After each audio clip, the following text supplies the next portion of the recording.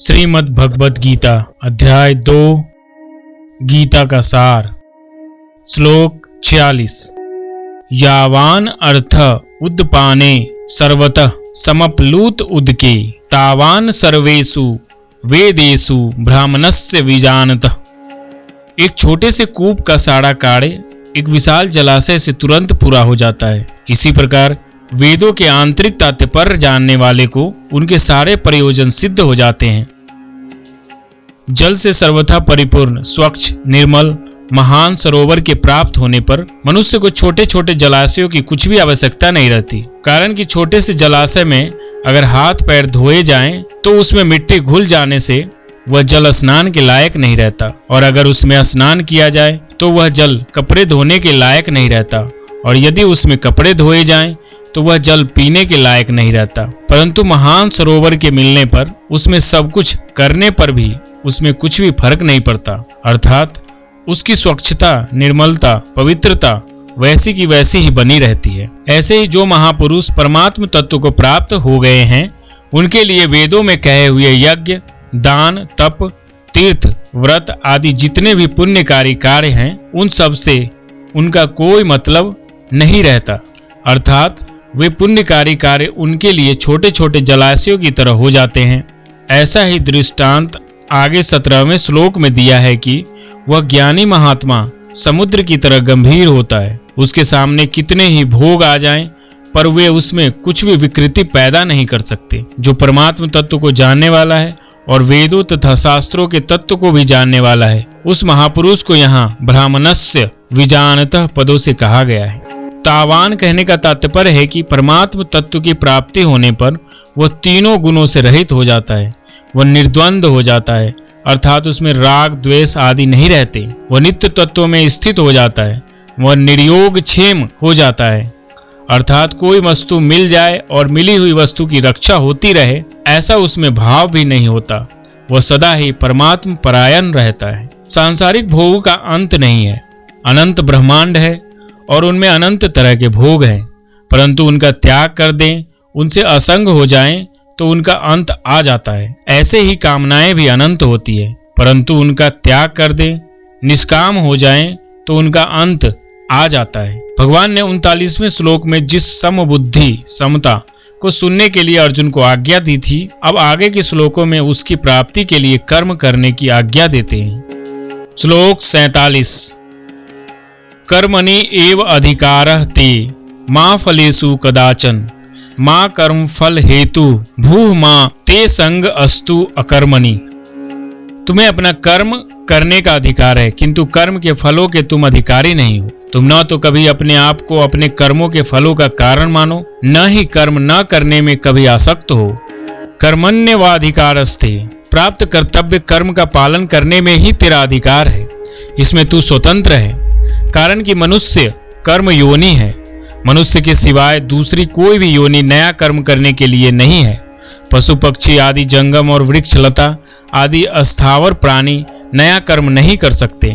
देवता आदि में नया कर्म करने की सामर्थ्य तो है, पर वे केवल पहले किए गए यज्ञ दान आदि शुभ कर्मों का फल भोगने के लिए ही हैं। वे भगवान के विधान के अनुसार मनुष्यों के लिए कर्म करने की सामग्री दे सकते हैं, पर केवल सुख भोग में ही लिप्त रहने के कारण स्वयं नया कर्म नहीं कर सकते। नारकीय जीव भी भोग योनि होने के कारण अपने दुष्कर्मों का फल भोगते हैं, नया कर्म नहीं कर सकते। नया कर्म करने में तो केवल मनुष्य का ही अधिकार है। भगवान ने सेवा रूप नया कर्म करके केवल अपना उद्धार करने के लिए ही यह अंतिम मनुष्य जन्म दिया है। अगर यह कर्मों को अपने लिए करेगा तो बंधन में पड़ जाएगा, और अगर कर्मों को न करके आलस्य प्रमाद में पड़ा रहेगा तो बार बार जन्मता मरता रहेगा। अतः भगवान कहते हैं कि तेरा केवल सेवा रूप कर्तव्य कर्म करने में ही अधिकार है। कर्मणि पद में एक वचन देने का तात्पर्य है कि मनुष्य के सामने देश काल घटना परिस्थिति आदि को लेकर शास्त्र विहित कर्म तो अलग अलग होंगे, पर एक समय में एक मनुष्य किसी एक कर्म को ही तत्परता पूर्वक कर सकता है। जैसे क्षत्रिय होने के कारण अर्जुन के लिए युद्ध करना दान देना आदि कर्तव्य कर्मों का विधान है, पर वर्तमान में युद्ध के समय वह एक युद्ध रूप कर्तव्य कर्म ही कर सकता है, दान आदि कर्तव्य कर्म नहीं कर सकता। मनुष्य शरीर में दो बातें हैं, पुराने कर्मों का फल भोग और नया पुरुषार्थ। दूसरी योनियों में केवल पुराने कर्मों का फल भोग है, अर्थात कीट पतंग, पशु पक्षी, देवता, ब्रह्मलोक तक की योनियां भोग योनियां हैं। इसीलिए उनके लिए ऐसा करो और ऐसा मत करो यह विधान नहीं है। पशु पक्षी, कीट पतंग आदि जो कुछ भी कर्म करते हैं उनका वह कर्म भी फल भोग में है, कारण कि उनके द्वारा किए जाने वाला कर्म उनके प्रारब्ध के अनुसार पहले से ही रचा हुआ है। उनके जीवन में अनुकूल प्रतिकूल परिस्थिति का जो कुछ भोग होता है वह भोग भी फल भोग में ही है। परंतु मनुष्य शरीर तो केवल नए पुरुषार्थ के लिए ही मिला है, जिससे यह अपना उद्धार कर ले। इस मनुष्य शरीर में दो विभाग है, एक तो इसके सामने पुराने कर्मों के फल रूप में अनुकूल प्रतिकूल परिस्थिति आती है, और दूसरा यह नया पुरुषार्थ नए कर्म करता है। नए कर्मों के अनुसार ही इसके भविष्य का निर्माण होता है। इसलिए शास्त्र, संत, महापुरुषों का विधि निषेध, राज्य आदि का शासन केवल मनुष्यों के लिए ही होता है, क्योंकि मनुष्य में पुरुषार्थ की प्रधानता है, नए कर्मों को करने की स्वतंत्रता है। परंतु पिछले कर्मों के फलस्वरूप मिलने वाली अनुकूल प्रतिकूल परिस्थिति को बदलने में यह परतंत्र है।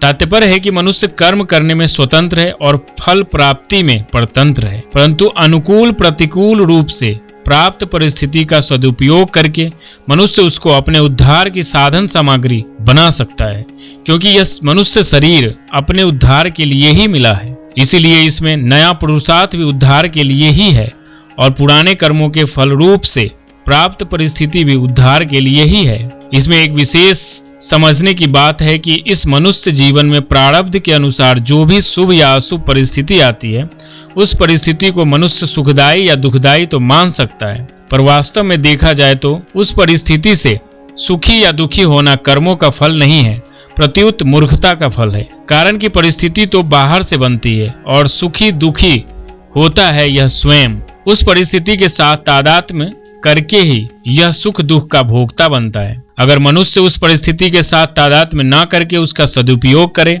तो वही परिस्थिति उसका उद्धार करने के लिए साधन सामग्री बन जाएगी। सुखदायी परिस्थिति का सदुपयोग है दूसरों की सेवा करना, और दुखदायी परिस्थिति का सदुपयोग है सुख भोग की इच्छा का त्याग करना। दुखदायी परिस्थिति आने पर मनुष्य को कभी भी घबराना नहीं चाहिए, प्रत्युत यह विचार करना चाहिए कि हमने पहले सुख भोग की इच्छा से ही पाप किए थे और वे ही पाप दुखदायी परिस्थिति के रूप में आकर नष्ट हो रहे हैं। इसमें एक लाभ यह है कि उन पापों का प्रायश्चित हो रहा है और हम शुद्ध हो रहे हैं। दूसरा लाभ यह है कि हमें इस बात की चेतावनी मिलती है कि अब हम सुख भोग के लिए पाप करेंगे तो आगे भी इसी प्रकार दुखदायी परिस्थिति आएगी। इसीलिए सुख भोग की इच्छा से अब कोई काम करना ही नहीं है, प्रत्युत प्राणी मात्र के हित के लिए ही काम करना है। तात्पर्य यह हुआ कि पशु पक्षी कीट पतंग आदि योनियों के लिए पुराने कर्मों का फल और नया कर्म ये दोनों ही भोग रूप में है, और मनुष्य के लिए पुराने कर्मों का फल और नया कर्म पुरुषार्थ ये दोनों ही उद्धार के साधन है।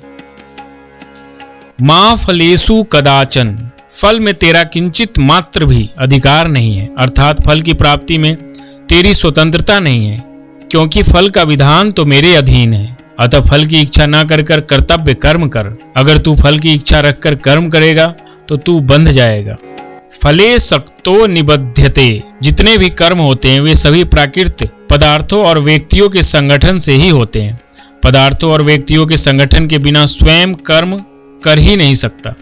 अतः इनके संगठन के द्वारा किए हुए कर्म का फल अपने लिए चाहना ईमानदारी नहीं है। अतः कर्म का फल चाहना मनुष्य के लिए हितकारक नहीं है। फल में तेरा अधिकार नहीं है।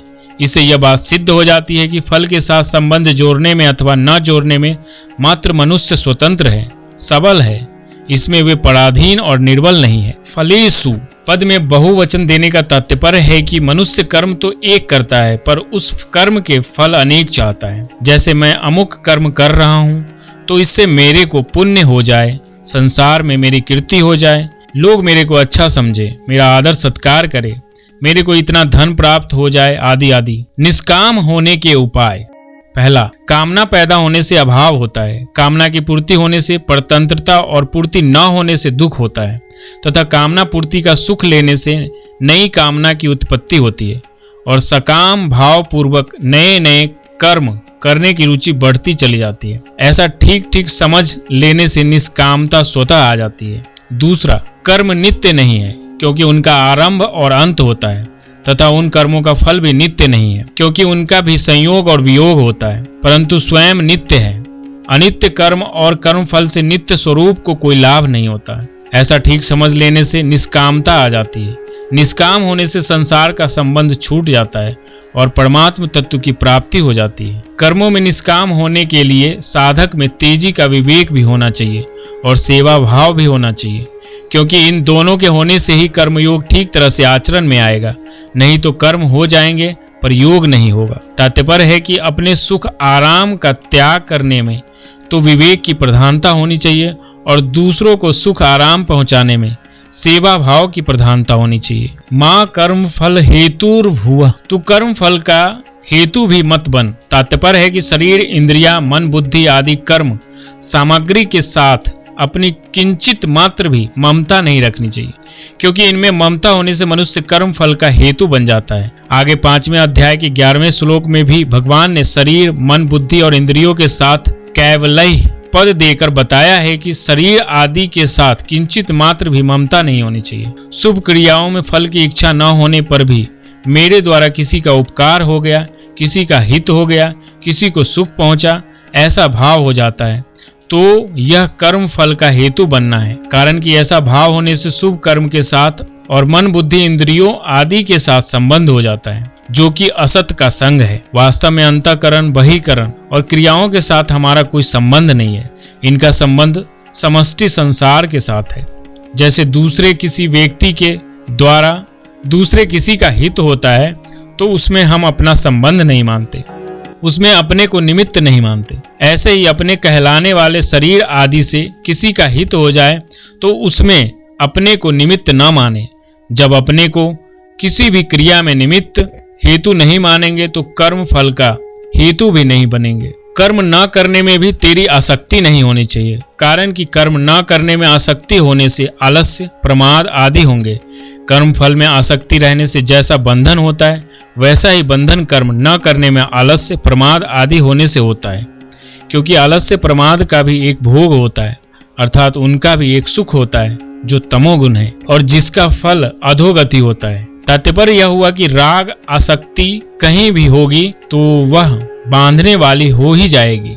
कर्म रहित होने से हमें लौकिक लाभ होगा, संसार में हमारी प्रसिद्धि होगी आदि कोई भी सांसारिक प्रयोजन भी नहीं होना चाहिए और समाधि लग जाने से आध्यात्मिक तत्व में हमारी स्थिति होगी आदि कोई भी पारमार्थिक प्रयोजन भी नहीं होना चाहिए।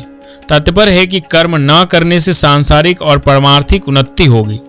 यह भी कर्म न करने में आसक्ति है, क्योंकि वास्तविक तत्व कर्म करने और न करने से अतीत है। इस श्लोक में भगवान का यह तात्पर्य मालूम देता है कि परिवर्तनशील वस्तु, व्यक्ति, पदार्थ, क्रिया, घटना, परिस्थिति, अवस्था, स्थूल, सूक्ष्म, कारण, शरीर आदि के साथ साधक की सर्वथा निर्लिप्तता होनी चाहिए। इनके साथ किंचित मात्र भी किसी तरह का संबंध नहीं होना चाहिए। इस श्लोक के 4 चरणों में 4 बातें आई हैं। पहला, कर्म करने में ही तेरा अधिकार है। दूसरा, फल में कभी तेरा अधिकार नहीं है। तीसरा, तू कर्म फल का हेतु भी मत बन। और चौथा, कर्म न करने में भी तेरी आसक्ति न हो। इनमें से पहले और चौथे चरण की बात एक है तथा दूसरे और तीसरे चरण की बात एक है। पहले चरण में कर्म करने में अधिकार बताया और चौथे चरण में कर्म न करने में आसक्ति होने का निषेध किया है। दूसरे चरण में फल की इच्छा का निषेध किया है और तीसरे चरण में फल का हेतु बनने का निषेध किया है। तात्पर्य यह हुआ कि अकर्मण्यता में रुचि होने से प्रमाद, आलस्य आदि तामसी वृत्ति के साथ तेरा संबंध हो जाएगा। कर्म एवं कर्म फल के साथ संबंध जोड़ने से तेरा राजसी वृत्ति के साथ संबंध हो जाएगा। प्रमाद, आलस्य, कर्म, कर्म फल आदि का संबंध न रहने पर जो विवेक जन सुख होता है, प्रकाश मिलता है, ज्ञान मिलता है, उसके साथ संबंध जोड़ने से सात्विकी वृत्ति के साथ संबंध हो जाएगा। इनके साथ संबंध होना ही जन्म मरण का कारण है। अतः साधक कर्म, कर्म फल और इनके त्याग का सुख, इनमें से किसी के भी साथ अपना संबंध न जोड़े, इनमें राग या आसक्ति न करे। कर्म करते हुए इनके साथ संबंध न रखना ही कर्म योग है। एक कर्म विभाग है और एक फल विभाग है। मनुष्य का कर्म विभाग में ही अधिकार है, फल विभाग में नहीं। कारण कि नया पुरुषार्थ होने से कर्म विभाग मनुष्य के अधीन है और पूर्वकृत कर्मों का भोग होने से फल विभाग प्रारब्ध के अधीन है। कर्म योग की दृष्टि से देखें तो मनुष्य को जो साधन सामग्री मिली है वह प्रारब्ध है और उसका सदुपयोग करना अर्थात उसको अपना और अपने लिए न मानकर प्रत्युत दूसरों का और दूसरों के लिए मानकर उनकी सेवा में लगाना पुरुषार्थ है। कर्म योग में मुख्य बात है अपने कर्तव्य के द्वारा दूसरे के अधिकार की रक्षा करना और कर्म फल का अर्थात अपने अधिकार का त्याग करना। दूसरे के अधिकार की रक्षा करने से पूरा राग मिट जाता है और अपने अधिकार का त्याग करने से नया राग पैदा नहीं होता। इस प्रकार पुराना राग मिटने से और नया राग पैदा न होने से कर्मयोगी वितराग हो जाता है। वितराग होने पर उसको तत्व ज्ञान हो जाता है। कारण कि तत्व ज्ञान की प्राप्ति में नाशवान असत वस्तुओं का राग ही बाधक है। तात्पर्य है कि वस्तु, व्यक्ति और क्रिया में मन का जो राग खिंचाव है यह अज्ञान का खास चिन्ह है। जैसे किसी वृक्ष के कोटर में आग लगी हो तो वह वृक्ष हरा भरा नहीं रहता, सूख जाता है। ऐसे ही जिसके भीतर राग रूपी आग लगी हो उसको शांति नहीं मिल सकती।